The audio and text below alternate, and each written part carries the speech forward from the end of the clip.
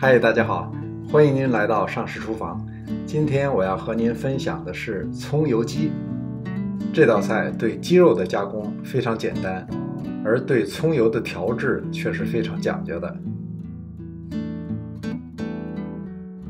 先烧一锅开水，里面加姜、葱来调味儿。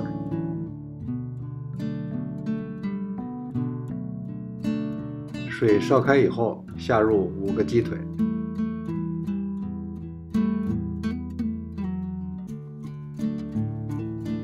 倒入1汤匙料酒，然后把大火改成小火，保持水是微微滚动的状态就好。煮的时间也不宜过长，有20分钟就可以了。鸡腿总会有大有小，捞出之前还是要用筷子来试一下，扎一下，如果没有血渗出就好了。把鸡腿捞入冰水中，这样既可以使鸡腿不至于煮老，又可以使鸡肉有爽脆的口感。接下来准备葱油，半颗洋葱切块，葱白切段。锅里放1杯油，等油温升至中等油温，下入洋葱和葱段，用中等偏上火力慢慢炸。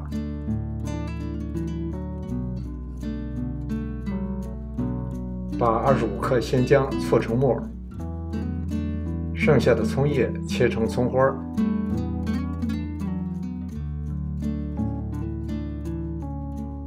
和姜末放在一起。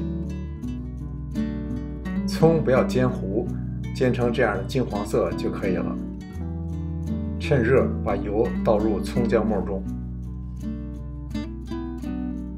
再加入1茶匙盐，搅拌均匀。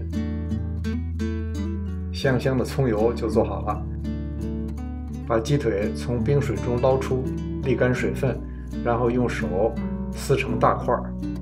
鸡腿煮得好还是不好，在这儿有一个标准，就是看这根鸡骨头，如果有血丝，说明没有煮熟；出现深棕色，表明煮过了；呈现这种粉红色，就说明恰到好处。